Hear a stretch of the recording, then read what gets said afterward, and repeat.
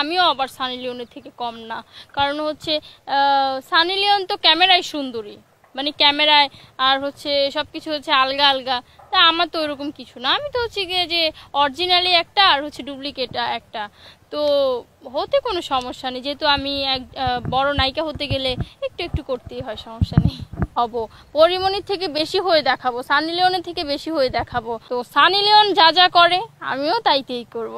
যদি শাকিব খানের নায়িকা হতে পারি ওইরকম কিছু করলে তো আমি হব, সমস্যা নেই। কারণ আমি হচ্ছে তার মতো ড্রেস আপ পরে মানে ছেলেদের মাথা নষ্ট করে দিতে চাই না। কারণ আমাদের বাংলাদেশে এরকম হাজার হাজার পর্নো তারকা রয়েছে, যেটা হচ্ছে প্রকাশ্য না, সে সাহস করে প্রকাশ্যে আনতে পেরেছে, আর অন্যান্যরা সেটা পারে না। তার দিক থেকে আমার মনে হয় যে সানি লিওন আগায় আছে। নায়িকা হতে হলে অবভিয়াসলি হচ্ছে মিডিয়ায় ছেলেদের সাথে সম্পর্ক ভালো রাখতে হয়, সেটা বলেন মাঠে ঘাটে দুইটাই। যেমন হচ্ছে সানি লিওনের মতো পোশাক পরতে হবে, তবেই তো আমাকে দ্বিতীয় সানি লিওন লাগবে। সানি লিওনের মতো সব কিছু করতে হবে। সানি লিওনের আইডিতে হচ্ছে আজকেই ঢুকবো, যেহেতু সবাই আমাকে সানি লিওন বলে।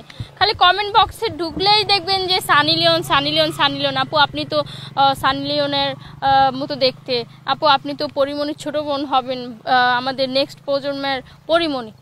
আমি তো বলি যে নেক্সট প্রজন্মের কেন, এখনকার প্রজন্মের। তো আজকে সুন্দর করে বাসায় যাব, বাসায় গিয়ে হচ্ছে সানি লিওনের আইডিটাকে ফলো দিব।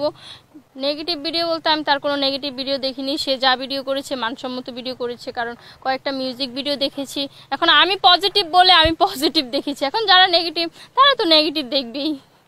আমি পজিটিভ দেখেছি সেটা আমি জানি না, বাট হচ্ছে আমি তো খুব ছোট মানুষ, আমি অত কিছু বুঝি না। আমি জাস্ট হচ্ছে তার কয়েকটা গান দেখেছি, ইভেন আমি জানি যে সে দেখতে শুনতে সুন্দর এবং হচ্ছে ইন্ডিয়ার একজন নায়িকা। এবং সে এর বাইরে কি করলো না করলো সেটা আমার দেখার বিষয় না, সে হচ্ছে সে কি করলো না করলো সেটা দেখার বিষয়। সে ধরনের হতে চাই না, বাট হচ্ছে তার মতো কয়েকটা মিউজিক ভিডিও করে পুরো দেশ কাঁপায় দিতে চাই, পুরো বিশ্ব কাঁপায় দিতে চাই। ইভেন না আমার মাথা নষ্ট করার মতো এখনো কেউ জন্মই হয় নাই। কারণ হচ্ছে আমি এমন একজন মানুষ যে যার প্রতি ক্রাশ খাবো তার প্রতি ক্রাশ খাবো। আমাকে যদি বলেন যে এখন হিরো আলমকে দাঁড় করায় যদি বলেন সারাক্ষণ হচ্ছে পিটান যে হিরো আলমের উপরে ক্রাশ খাও, হিরো আলমের উপর ক্রাশ খাও, আমি বলবো যে না ভাই, যেটার উপর আমি নিজে থেকে ক্রাশ খাচ্ছি না সেটা আপনারা আমাকে জোর করে করাতে পারবেন না। তো ব্যাপারটা হচ্ছে এরকম, আমার মাথা নষ্ট করার মতো এখনো কোনো ছেলে হচ্ছে পৃথিবীতে জন্ম হয়নি। না না, সেটা বলতে গেলে ওই যে যারা ঢাকা শহর ভাড়া থাকে তাদের তো টাঙ্কি নাই। এখন আমরা হচ্ছে নিজস্ব বাড়ি, আমাদের নিজস্ব সব কিছু, টাঙ্কি তো আমাদেরই থাকবে। তো তারা হয়তো কথাটা ওইভাবে বোঝাতে চাইছে, যারা ঢাকা শহর ভাড়া থাকে তাদের তো আর টাঙ্কি থাকবেও না, আরও চেষ্টা করলো টাঙ্কি থাকবে না। ইভেন হচ্ছে আমার জানা মতে মিডিয়ায় ভালো কিছু করতে গেলে সুন্দর চেহারা লাগে, কিউটনেস লাগে, ইভেন হচ্ছে ক্যারেক্টারের সাথে যাতে মিল যায় আর আকর্ষণীয় হতে হয়। বাট মিডিয়ার যে নিয়ম দেখতেছি ওইটা হচ্ছে যে ছেলেদের সাথে অনেক সময় দিতে হয়, ছেলেরা যেখানে বলবে সেখানে চলে যাও, ছেলেদের সময় কাটানোর সঙ্গী হতে হবে। তো এগুলো না আমার পক্ষে পসিবল না, তাই আমি হচ্ছে আমার নিজের যোগ্যতায় দিয়ে কাজ করতে চাচ্ছি। আমি কি দেখতে শুনতে কাইল্লা নাকি যে আমি হচ্ছে ছেলেদের সাথে সময় কাটাবো, এর পায়ের নিচে পড়ে থাকবো, এর পায়ের নিচে পড়ে থাকবো, ওই রকম সময় আমার কাছে নেই। কারণ আমাকে যে কাজে নিবি সে এমনিই কাজে নেবে, তো আমি আমার যোগ্যতা দিয়ে কাজ করবো। এটা আমি অনেক ফেস করেছি, যেহেতু আমি খুবই ছোট, আমাকে যদি কেউ মানে এখনো বলার ওইরকমভাবে সাহস পাইনি, কারণ আমি ম্যারিড এবং হচ্ছে আমি এখন যেখানে কাজে যাচ্ছি আমার হাজব্যান্ডকে সাথে করে নিয়ে যাচ্ছি।